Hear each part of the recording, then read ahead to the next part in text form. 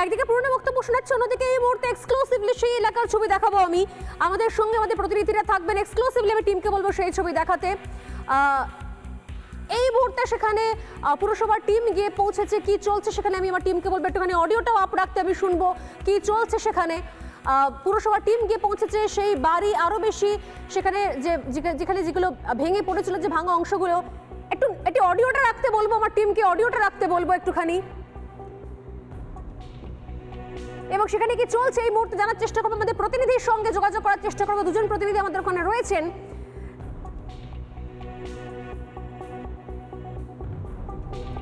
একের পর এক সেখানে ওই বাড়িতে ঢুকছেন পুরসভার কর্মীরা, সেখানে যেভাবে বাড়িটা ভেঙে পড়েছে। একদিকে এই মুহূর্তের ছবি, পাশাপাশি আমি আজকে দুপুরের ছবিটাও চালাতে বলবো, যে কিভাবে বাড়িটা ভেঙে পড়লো, সেই ভেঙে পড়ার মুহূর্তের ছবি আপনারা দেখুন। এটা বাঘাযতীনের বিদ্যাসাগর কলোনির ছবি, 99 নম্বর ওয়ার্ডের ছবি। দেখুন বাড়ি ভেঙে পড়ার ছবি। একটা সরু গলির ধারে এই বিল্ডিং উঠেছিল। কি ভয়ঙ্কর, কি ভয়ঙ্কর! কেন আজকে এই শোটা করতে হচ্ছে সোজাসুজি স্বর্ণালীতে? কারণ এই ছবি শুধুমাত্র বাঘাযতীনের নয়, শুধুমাত্র বাঘাযতীনের নয় এই ছবি। বিভিন্ন জায়গাতে বেআইনি নির্মাণ হচ্ছে, অনেকেই বেআইনি নির্মাণ থেকে ফ্ল্যাট কিনে নিচ্ছেন কারণ লোন করাতে হবে না, তারা কাগজ দেখতে চান না, তারা পারমিশন চান না। আর এই সুযোগটাকে কাজে লাগিয়ে এলাকায় সমস্ত প্রমোটাররা, ছোট বড় মেজো সেজো মাঝারি বিভিন্ন মাপের প্রমোটাররা, তারা বিভিন্ন জায়গাতে ঘুষ দিয়ে টাকার বিনিময়ে ছোট ছোট জমি, ছোট ছোট প্লট, যেগুলো হয়তো ফ্ল্যাট করার কথাই নয়, সেই জমিগুলোতে পর্যন্ত 4 তলা 5 তলা বাড়ি দাঁড় করে দিচ্ছে। আপনি চলে যান কেষ্টপুর, চলে যান নাগেরবাজার, চলে যান দমদম, চলে যান হাওড়া, একের পর এক জায়গায় একই ছবি। যখন ভেঙে পড়ে তখন এদের হুঁশ নড়ে, যখন ভেঙে পড়ে তখন হুঁশ ফেরে, এবং তখন আমরা এলাকার কাউন্সিলরকে দেখতে পাই, তখন আমরা এলাকার বিধায়কদের দেখতে পাই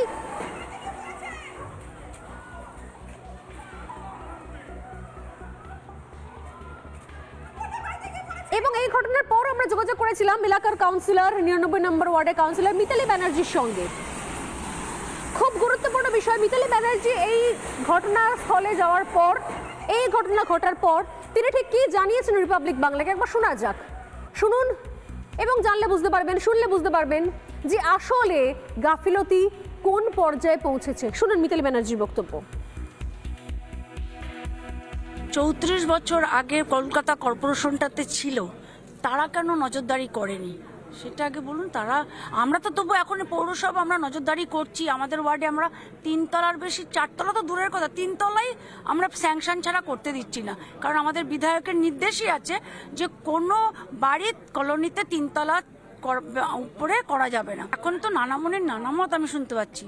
10 সালে না, এটা বাড়িটা শুরু হয়েছিল 9 সালে। আমি তো 10 সালে এই ওয়ার্ডের কাউন্সিলর ছিলামই, তখন তো আমি ছিলাম। 9 সালে বাড়িটা শুরু হয়েছে, আস্তে আস্তে আস্তে 15 সালে অনেকে ঢুকেছে। যেমন এক ভদ্রমহিলা বললো আমি 15 সালে ঝকঝক করা বাড়ি দেখেছি, আমি কিনেছি এসছি। গত বছর রং করেছে বলছে, বলে আমরা কিছু বুঝতেই পারিনি, এটা যে বসে যাচ্ছে না ক্র্যাক হচ্ছে আমরা কিছুই বুঝিনি। আপনি দেখুন ডিসিকে বলে জলাভূমিরা বাম জমানায় ভরাট করা হয়েছে, সেটা আপনি জানেন না, কিন্তু 4 তলা বাড়ি তৈরি করা যায় না সেটা তো একজন জনপ্রতিনিধি আপনি জানেন। তা আমার আগে তো হয়ে গেছে, এটা আমি কি করে বলবো। 9 সালে আমি 10 সালে এসছি,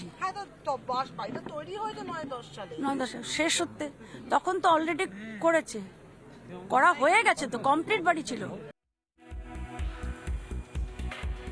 শুধু এই বক্তব্যই নয়, এরপর যখন মিতালি ব্যানার্জিকে আরো প্রশ্ন করলাম কাউন্সিলরকে, যে বাবা মনে শুধু হয়েছে অথচ এই আমলে এতদিন ধরে বাড়িটা হেলে রয়েছে, কি উপায়, কিভাবে ব্যবস্থা হয়েছে, মিতালি ব্যানার্জির উত্তর কি ছিল আরো একবার শুনবো বাকি উত্তরটা। আগের বছর রং করেছে, আমরা দেখেছি বাঁশ টাস টানিয়ে রং করেছে। এবার যে ভেতরে ভেতরে এরকম প্লাস্টিক টানিয়ে কাজ করছে, কি কাজ করছে মেনটেনেন্স আমরা তো বুঝতে পারবো না, বোঝাশোনা আর প্রথমত আসেও নি। যার জন্য এই যে 8 জন পরিবার তারা এখন বলছে, বলে দিদি আমরা ভেবেছি হয়তো আপনার সঙ্গে যোগাযোগ করছে, করেনি, কেউই যোগাযোগ করেনি। তাহলে তো নিশ্চয়ই করতেও দিতাম না, আর বরঞ্চ আমি বিধায়ককে জানাতাম বা আমার কর্পোরেশনের মেয়রকে জানাতাম যে এইভাবে একটা করছে, এটা কি পারমিশন দেওয়া যায়, বা আমি আমার বিল্ডিং ডিপার্টমেন্টকে জানাতে পারতাম। মিতালি ব্যানার্জি বলছেন যে 2010 সালে আমরা এসেছি, সেক্ষেত্রে সেই সময়তে বাড়ির কাজ শুরু হয়ে গেছে, তাই আমাদের কোনো দায় নেই। যা হয়েছে গন্ডগোল সমস্ত বাম আমলে হয়েছে, তৃণমূল আমলে নাকি কিছুই হচ্ছে না, কড়া নজরদারি চলছে। এবং এলাকায় নাকি 3 তলার ওপর ফ্ল্যাট তুলতেই দেওয়া হচ্ছে না। যাবতীয় দায় দায়িত্ব রয়েছে বাম আমলের, তৃণমূল আমলের কোনো দায় দায়িত্ব নেই। চলুন এর উত্তরগুলো পরে দিচ্ছি আমি, একদম প্রমাণ, সাল, দিনক্ষণ সহ। তবে তার আগে আমি রূপালী সাহা, স্থানীয় বাসিন্দা যার ওই এলাকায় দোকান রয়েছে, সেই রূপালী সাহা কি বলছেন তার বক্তব্য একবার শোনাই, শুনুন। আমরা ফ্ল্যাট শুরু হওয়া থেকেই দেখছি ফ্ল্যাটটা বেঁকা, ফ্ল্যাটটা আমার দিকে হেলা।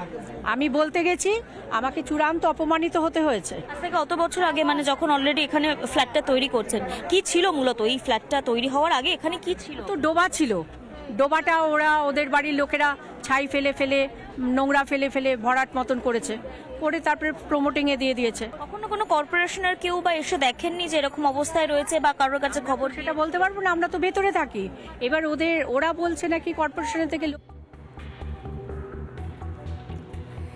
এলাকার স্থানীয় যারা লোকজন, তাদের বাসিন্দা, তাদের এলাকায় দোকান রয়েছে, তারা বলছেন যে শুরু থেকেই বেঁকা ছিল, কিন্তু উত্তর তো পাওয়া যাবে না, কারণ মিতালি ব্যানার্জি এলাকার কাউন্সিলর, তিনি বলে দিয়েছেন যে যা হয়েছে সব বাম আমলে হয়েছে, এই আমলে কিছু হয়নি, আমাদের কোনো দায় নেই।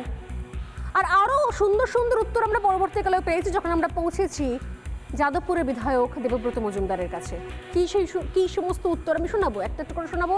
তবে তার আগে আমি যোগাযোগ করার চেষ্টা করছি ওই এলাকার এখন বর্তমানে যে পরিস্থিতি রয়েছে সেই পরিস্থিতি দেখানোর জন্য আমাদের প্রতিনিধির সঙ্গে, তার সঙ্গে যোগাযোগ করবো। তবে তার আগে এই প্রশ্নটাও রাখলাম যে মানুষের মাথার ঘাম পায়ে ফেলে রক্ত জল করা টাকায় হলোই না বা ক্যাশ টাকা বা লোনের টাকা, যারা 15 লাখ, 20 লাখ, 18 লাখ টাকা দিয়ে ফ্ল্যাট কিনছেন, কোন ভরসায় কিনছেন? তাদের এই টাকাটাকে নিয়ে ফ্ল্যাটটা হ্যান্ডওভার করার পর আর কোনো দায়িত্ব থাকছে না। এই ঘটনা ঘটার পর এখনো পর্যন্ত প্রমোটারের কোনো সন্ধান পায়নি পুলিশ। কি হাস্যকর! এমনকি এলাকার কাউন্সিলর, এলাকার বিধায়ক, তিনিও বলছেন যে প্রমোটারকে নাকি দেখেনি, চেনেনি না, জানেনি না কে সুভাষ রায়।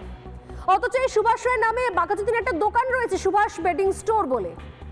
কেউ চিনতে পারে না তাকে, কেউ চিনতে পারছে না তাকে। ওই যে বললাম, বাড়ি হওয়ার আগে অনেক রকম ইকুয়েশন চলে, অনেক যোগ বিয়োগ, গুণ ভাগ, বাটোয়ারা, অনেক কিছু হিসেব চলে, কিন্তু ফ্ল্যাটটা হয়ে গেলে তখন আর কেউ কোনো দায় নেবে না। আর আরও ভালো, যদি ফ্ল্যাট ভেঙে পড়ে তখন না বাড়ির ইতিহাস জানবে, না প্রমোটারের ভূগোল মনে করতে পারবে। আজব জায়গায় দাঁড়িয়ে রয়েছি আমরা। এর দায় কারা নেবে এই দায়? এই প্রশ্ন তুলে শুরু করছি আজকে সোজাসুজি স্বর্ণালীর ডিবেট পর্ব। নানা ধরনের কন্টেন্ট দেখার জন্য লাইক করুন, শেয়ার করুন আমাদের ফেসবুক পেজ, সাবস্ক্রাইব করুন আমাদের ইউটিউব চ্যানেল। পাশাপাশি অন্যান্য ব্রেকিং নিউজের জন্য অবশ্যই চোখ রাখুন রিপাবলিক বাংলায়।